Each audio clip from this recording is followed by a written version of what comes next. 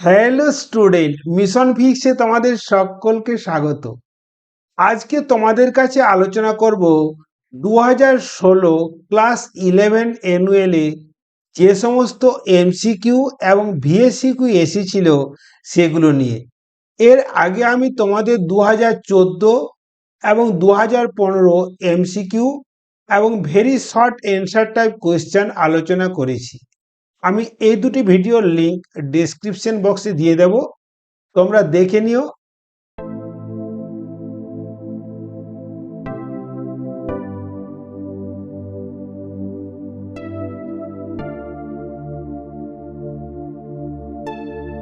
দেখো question number 1, একটি গোলকের ব্যাসার্ধ পরিমাপের ত্রুটি 2% হলে গোলকের আয়তন পরিমাপের ত্রুটি হবে। দেখো গোলকের আয়তন ভি সমান কি জানো বলো তো? দেখো 4/3 পাই ক্যাপিটাল আর কিউ, জানো কিনা বলো?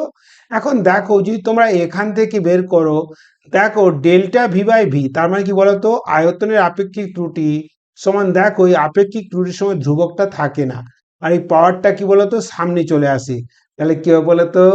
3 × ডেল্টা আর বাই আর হবে না? দেখো এখানে ডেল্টা আর বাই আর কত বলেছে বলতো? দেখো 2% বলেছে, তাহলে 3 × 2% মানে কত? 6%। তাহলে দেখো সি এর অপশনটি কারেক্ট। ওকে, এরপর 3 নাম্বারটা দেখে নাও। সংঘাত গুণাঙ্ক শূন্য হলে দুটি বস্তুর মধ্যে সংঘাতের পর কি হবে? দেখো সংঘাত গুণাঙ্ক ইকুয়াল টু 0 মানে কি বলতো? পূর্ণ অস্থিতিস্থাপক সংঘর্ষ। পূর্ণ অস্থিতিস্থাপক সংঘর্ষ কি হয় না? বস্তু দুটি পরস্পরের সঙ্গে আটকে যায়, তাই না? এরপরে 4 নাম্বার দেখে নাও। ভর স্থির রেখে পৃথিবীর ব্যাসার্ধ অর্ধেক হলে কোন বস্তুর ওজন কত হবে? দেখো আমরা জানি পৃথিবী পৃষ্ঠে জি সমান কি বলতো? G capital M by R square, জানি কিনা বলো?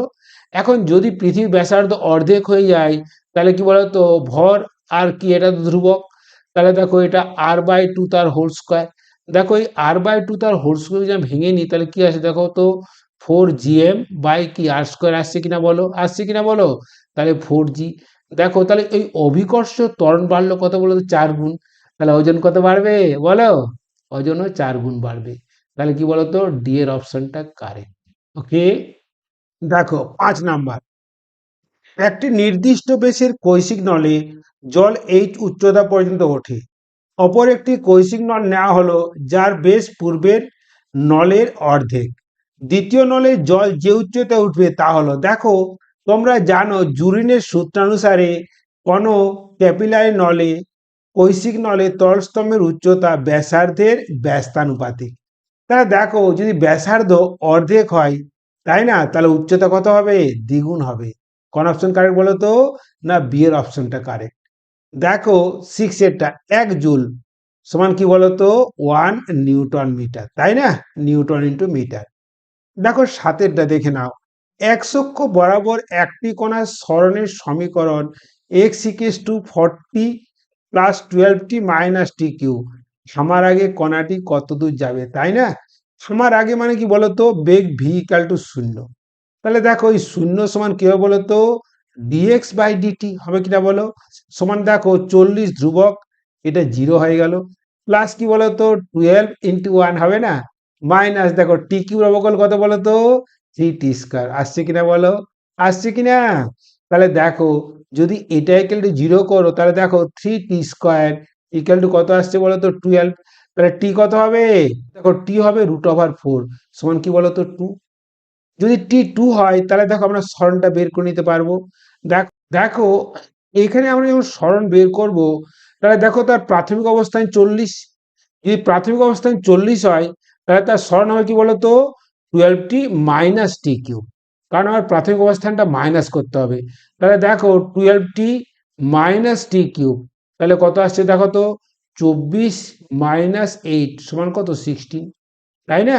তাহলে আমার আগে কত দূর যাবে বলো তো? না 16 মিটার, তাই না?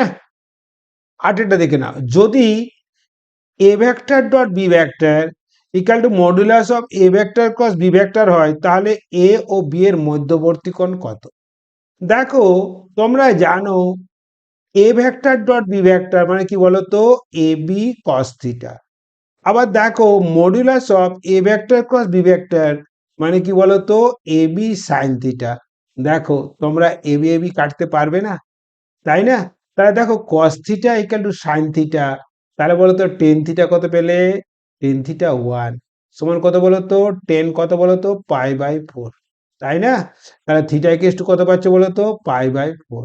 ওকে, দেখো এরপর নয়টা দেখে নাও। নিচের কোন ছবিটি দ্রুতি সময় লেখ হতে পারে না? দেখো এটা দ্রুতি সময় লেখ হবে, এটাও হবে, এটাও হবে, কিন্তু এটা হবে না। কারণ দেখো তোমরা যে কোনো একটা অবস্থান ধরো, ধরো টি কেস টু ধরে নাও টি ওয়ান এই বিন্দুটা, তাহলে দেখো এখানে এইখানে একটা বেগ পাচ্ছ, আবার এইখানে একটা বেগ পাচ্ছ। দেখো এইখানে বেগ যা পাবে এইখানে বেগ আলাদা পাবে। তাহলে একই মুহূর্তে কোনো বস্তু কণার দুটি দ্রুতি থাকতে পারে না, এই একটা দ্রুতি আর এই একটা দ্রুতি, বলে এটা হবে না, তাই না? এবার দশেরটা দেখে নাও। অনুভূমিক রাস্তায় 150 মিটার ব্যাসার্ধের বৃত্তাকার পথে নিরাপদে বাঁক নেওয়ার জন্য কোনো গাড়ির সর্বোচ্চ বেগ কত হতে পারে? দেখো তোমরা সর্বোচ্চ বেগ ভি সমান জানো রুট আন্ডার কি বলতো মিউ আর জি, তাই না? মিউ কত আছে বলো তো? 0.6 আছে, আছে কিনা বলো? আর কত আছে? 150 আছে, আর জিটা 10 আছে। তাহলে দেখো এটা যদি তুমি মাল্টিপ্লাই করো কত পাবে বলো তো? 900 পাবে না রুট আন্ডার, মানে কি বলো তো 30। তাহলে বলো তো বেগ কত হলো? 30 মিটার পার সেকেন্ড। কোন অপশনটা বলো তো? বি এর অপশনটা। ওকে, দেখো তোমাদের একটা কথা বলে রাখি, যে আমার যে ওয়ান শট ভিডিও প্রতিটি চ্যাপ্টারের উপর আছে, সেই প্রতিটি চ্যাপ্টারে দেখবে 15 থেকে 35টি মতো অঙ্ক করে দেওয়া আছে। তোমরা যদি ওই অঙ্কগুলো ভালো করে দেখে নাও এবং ওই আমার ওয়ান শট ভিডিওটা ভালো করে একবার দেখো, তাহলে এই সমস্ত এমসিকিউ কমন পেয়ে যাবে। ফলে তোমাদের যেমন থিওরিতে নাম্বার পেতে সুবিধা হবে, এমসিকিউ করতে ইজি হয়ে যাবে। ফলে ওই ওয়ান শট ভিডিওগুলো মেন, নিট এবং অ্যাডভান্সে তোমাদের খুব কাজে লাগবে।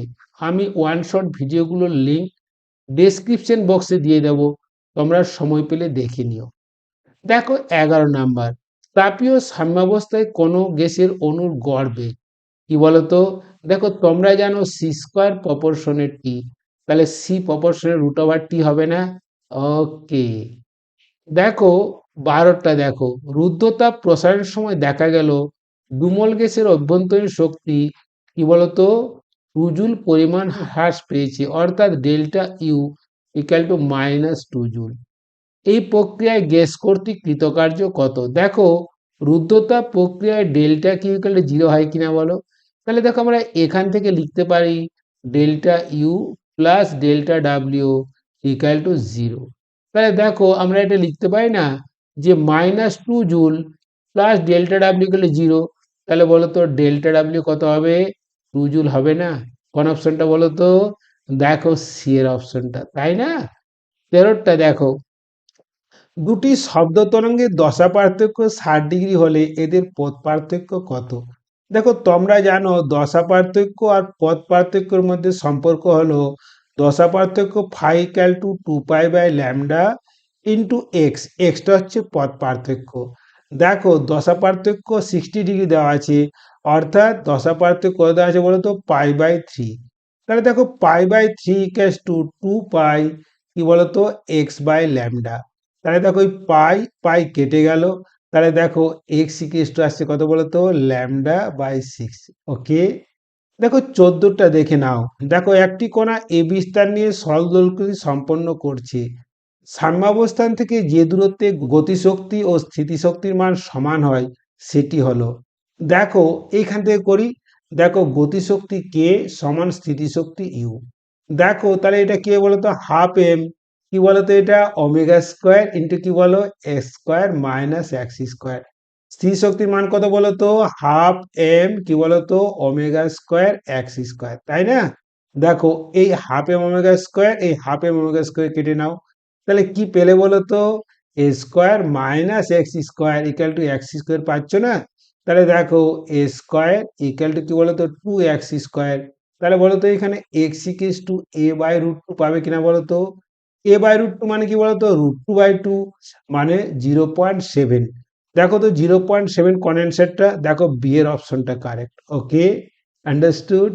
দেখো এরপরে সেকশন 2 গ্রুপ এ। দেখো নিম্নলিখিত প্রশ্নগুলির প্রতিটির একটি বাক্যে উত্তর দাও। দেখো কোশ্চেন নাম্বার 1, দেখো জেড ইকুয়াল টু দেওয়া আছে এ বি সি ডি পরিমাপযোগ্য রাশি, জেড এর সর্বাধিক শতকরা ত্রুটি কত। দেখে নাও, তাহলে আমরা এখান থেকে লিখতে পারি, দেখো দেখো ডেল্টা জেড বাই জেড মানে কি হলো, জেড এর আপেক্ষিক ত্রুটি সমান বলতো 4 ইন্টু কি বলতো এর আপেক্ষিক ত্রুটি, তাই না? প্লাস দেখো বি এর পাওয়ার কত আছে, 1/3, 1/3 ইন্টু বি এর আপেক্ষিক ত্রুটি প্লাস সি এর কোনো পাওয়ার নেই মানে শুধু সি এর আপেক্ষিক ত্রুটি প্লাস কি বলতো 3/2 কি বলতো capital D by D, D এর আপেক্ষিক ত্রুটি। এখন দেখো যদি প্রতিটিকে 100 দিয়ে মাল্টিপ্লাই করি তা আমরা কি পাবো বলতো, শতকরা ত্রুটি পেয়ে যাব। বোঝা গেল? অথবাটা দেখে নাও, বেগ, ত্বরণ ও বল মৌলিক রাশি হলে ইয়ং গুণাঙ্কের মাত্রিয় সংকেত কত। দেখো ইয়ং গুণাঙ্কের মাত্রিয় সংকেত ওয়াই ইকুয়ালস টু কি লেখা যায় বলতো, দেখো এটা v to the power a to the power b আর কি বলতো f to the power c. দেখো মাত্রাগুলো বসিয়ে নাও, কি বলতো ভি এর মাত্রা কত বলতো এল টি মাইনাস 1 টু দি পাওয়ার কি বলতো এ, ত্বরণের মাত্রা কি বলতো এল টি মাইনাস 2 টু দি পাওয়ার কি বলতো এটা বি। আবার দেখো বলের মাত্রা M L T minus 2 to the power C, আসছে কিনা বলো। তাহলে দেখো এই ওয়াই এর মাত্রা হচ্ছে এম এল মাইনাস 1 টি মাইনাস 2, চাপের মাত্রা সমান, তাই না?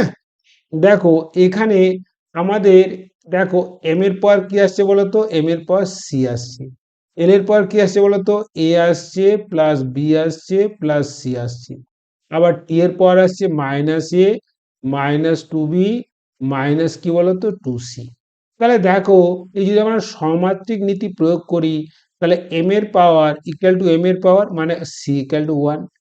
দেখো এল এর পাওয়ার মানে a plus b plus c equal to কি বলতো এল এর পাওয়ার মানে -1। তো যদি তোমরা সি এর মানটা বসিয়ে দাও তাহলে a plus b plus 1 equal to -1, তাহলে বলো তো এ প্লাস বি সমান -2 পেলে না। আবার তোমরা দেখে নাও এখানে minus A minus 2b minus 2c equal to কত বলো তো -2, মাইনাসগুলো সরিয়ে দাও তাহলে এ প্লাস 2b প্লাস কি বলতো 2c ইকুয়াল টু 2 আসছে। দেখো যদি সি এর মানটা বসিয়ে দাও তাহলে সি এর মানটা কত বলতো 2 ইন্টু 1 ইকুয়াল টু 2, দেখো এটা এটা কেটে গেল, তাহলে দেখো এ প্লাস 2b ইকুয়াল টু কি আসছে 0 আসছে। তাহলে দেখো এ প্লাস 2b ইকুয়াল টু 0, যদি সমাধান করে নাও দেখো মাইনাস মাইনাস মাইনাস, তাহলে দেখো মাইনাস বি ইকুয়াল টু -2, তাহলে বলো তো এক্ষেত্রে বি ইকুয়াল টু আসছে 2 আসছে। যদি বি 2 আসে তাহলে এ কত আসে বলো তো, এই সমীকরণে আমরা বি ইকুয়াল টু 2 পুট করি কি পাবো বলো তো এ প্লাস 2 ইকুয়াল টু -2, তাহলে বলো তো এ কত পেলাম বলো তো -4 পেলাম। দেখো এ ইকুয়াল টু কি বলো তো -4, বি ইকুয়াল টু কি বলো তো 2, আবার কি বলো তো সি ইকুয়াল টু 1। দেখো এই মানটা যদি আমরা এই যে আমাদের প্রথম যে সমীকরণটা বসিয়েছি এখানে বসিয়ে দিই আমরা ওয়াই এর মাত্রা পেয়ে যাব। তাহলে দেখো ওয়াই এর মাত্রা হলো কি বলতো ভি টু দি পাওয়ার এ, এ মানে কি বলতো -4, এ টু দি পাওয়ার কি বলতো বি, বি মানে কি বলতো 2, আবার দেখো F to the power C, C মানে কত 1। তাহলে এই দেখো ইয়ং গুণাঙ্কের মাত্রা হলো এটা। ওকে, বুঝতে পেরেছো?